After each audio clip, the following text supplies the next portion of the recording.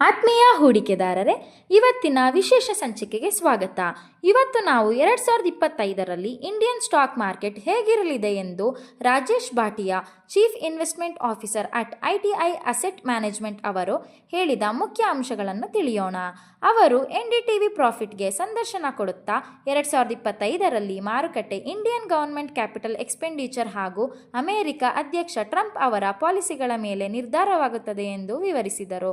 March 2023ರಿಂದ September 2024ರವರೆಗೆ ನಮ್ಮ ಮಾರುಕಟ್ಟೆ ಒಳಗಳಿಕೆಯನ್ನು ಕಂಡಿದ್ದು, ನಿಧಾನಗತಿಯ ಗವರ್ಮೆಂಟ್ ಕ್ಯಾಪಿಟಲ್ ಎಕ್ಸ್ಪೆಂಡಿಚರ್ನಿಂದ ಕಂಪನಿಗಳ ಫಲಿತಾಂಶಗಳ ಮೇಲೆ ಪರಿಣಾಮ ಬೀರಿದೆ ಹಾಗೂ ಟ್ರಂಪ್ ಅವರ ಚುನಾವಣಾ ಗೆಲುವು ಜಾಗತಿಕ ಅನಿಶ್ಚಿತತೆಯ ಮಟ್ಟವನ್ನು ಪರಿಚಯಿಸುತ್ತದೆ ಎಂದು ವಿಶ್ಲೇಷಿಸಿದರು. ಮುಂದುವರೆಸುತ್ತಾ 2025ರ ಅರ್ಧ ವರ್ಷಗಳ ಕಾಲ ಮಾರುಕಟ್ಟೆಯಿಂದ ಕಡಿಮೆ ಲಾಭವನ್ನು ನಿರೀಕ್ಷಿಸುವ ವರ್ಷವಾಗಿದೆ ಎಂದು ಅಭಿಪ್ರಾಯಪಟ್ಟರು.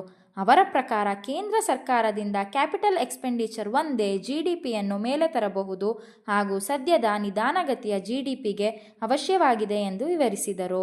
GDP ನಿಧಾನಗತಿಯ ಪ್ರಗತಿ ಇರುವ ಕಾರಣ Q3 ತ್ರೈಮಾಸಿಕ ಫಲಿತಾಂಶಗಳು ಅಷ್ಟೊಂದು ಚೆನ್ನಾಗಿ ಬರುವುದಿಲ್ಲ ಮತ್ತು ಹೂಡಿಕೆದಾರರು ಕಾದು ಮಾರುಕಟ್ಟೆ ಬಿದ್ದಾಗ ಷೇರುಗಳನ್ನು ಖರೀದಿಸಬೇಕೆಂದು ತಿಳಿಸಿದರು. ಇವರ ಪೂರ್ತಿ ಸಂದರ್ಶನ ಬೇಕಾದಲ್ಲಿ ಡಿಸ್ಕ್ರಿಪ್ಷನ್ನಲ್ಲಿ ಒಮ್ಮೆ ನೋಡಬಹುದು. ವಿಡಿಯೋ ನೋಡಿದ್ದಕ್ಕಾಗಿ ಧನ್ಯವಾದಗಳು.